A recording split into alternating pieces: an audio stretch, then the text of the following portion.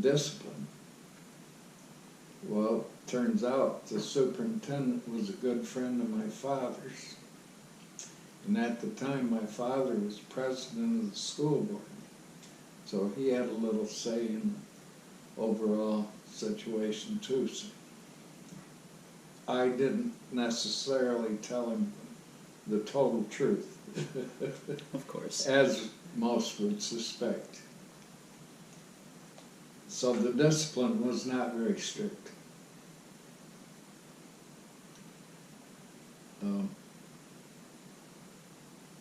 Later on,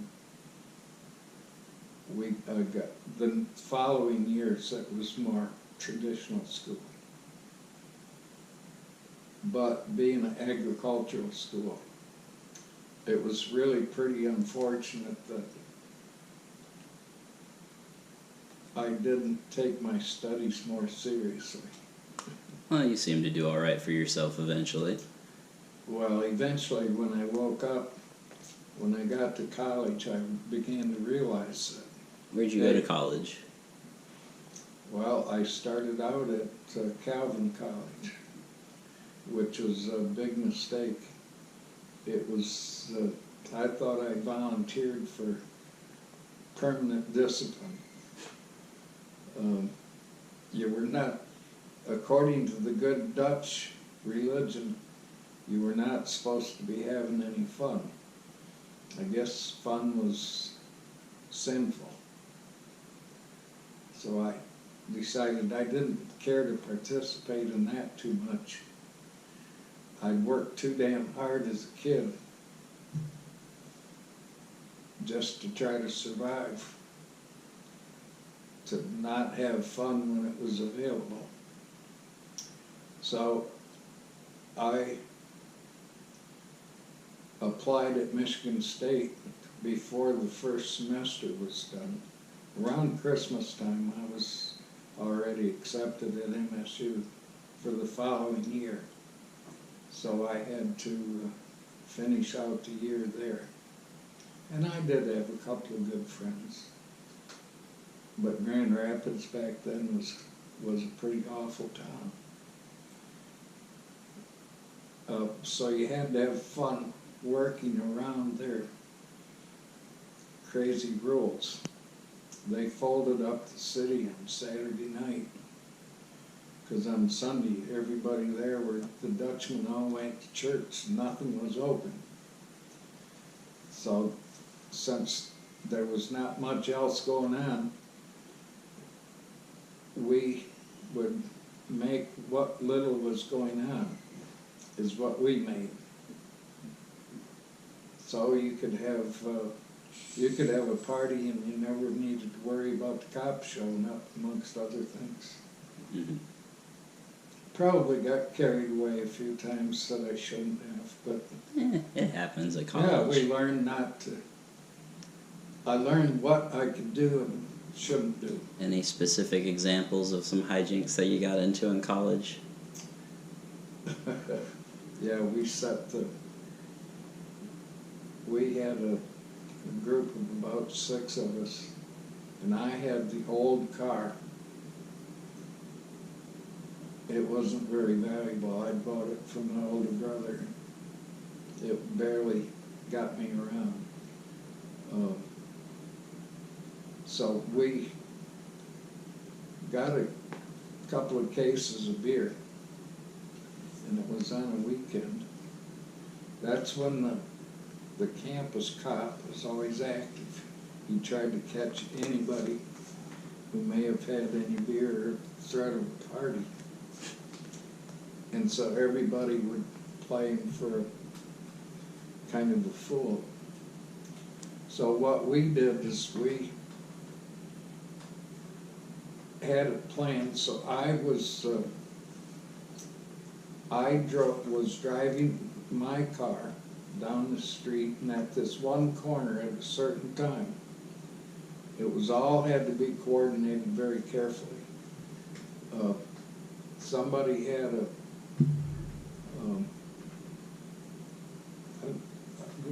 I don't remember exactly what it was, but as I drove very slowly past, I didn't stop at the stop sign, and this other kid who was involved took some kind of a utensil and really banged into my car so it'd be loud enough so the cop would hear. Somebody else had the ketchup or the red dye, and somebody else laid down on the ground like he'd been hit, and they sprayed him with this red dye.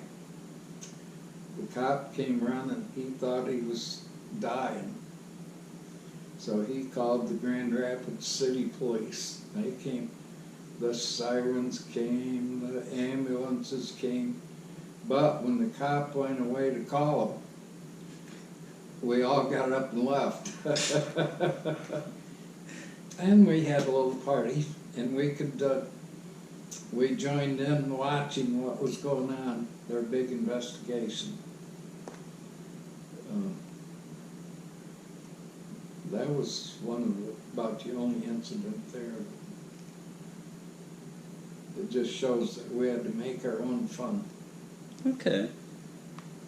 So when I got to MSU, that was so refreshing. It was like the bonds of society are off. Now I gotta get my ass working. So I had, the high school had not offered much in the way of advanced classes. So as an example, for algebra, I only had introductory high school algebra and not the second year, which all of my competition at college had. So believe me,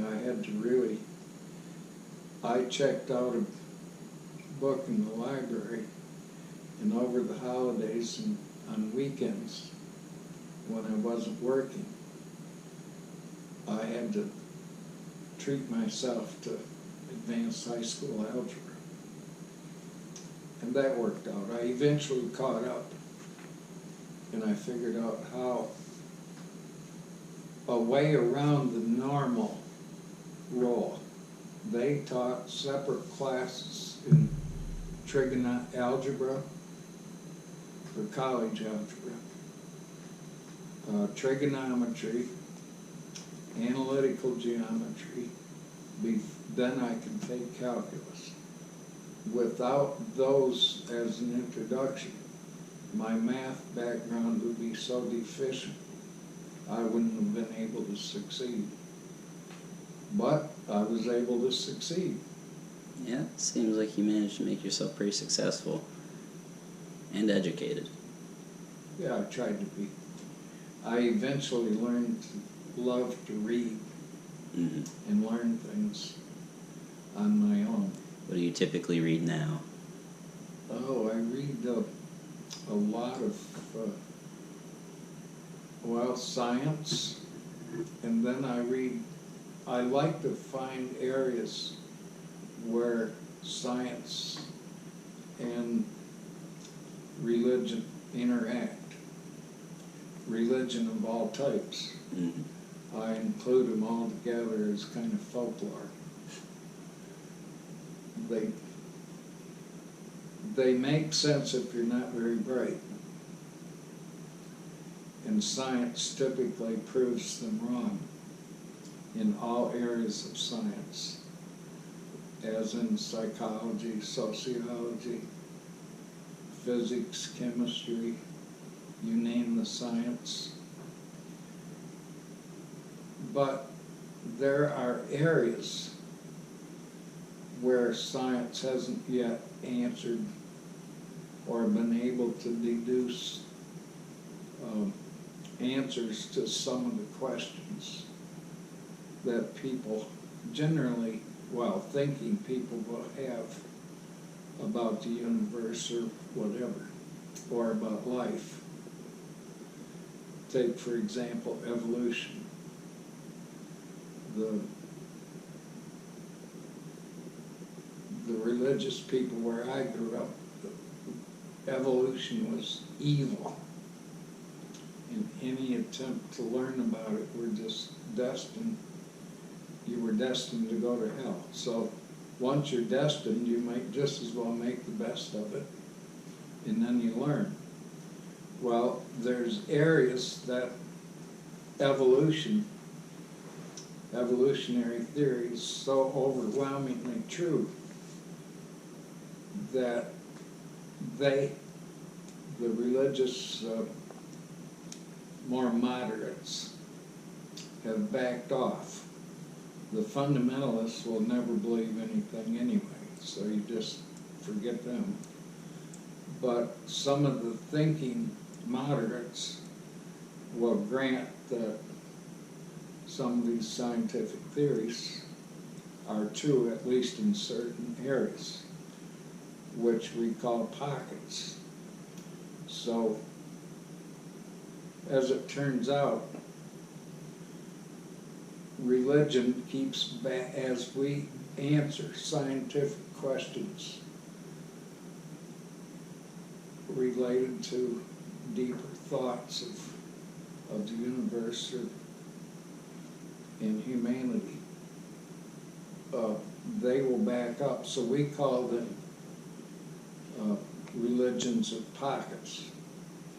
So they keep backing off and giving up where we've discovered really solid evidence that we know what we're talking about and the theories are correct.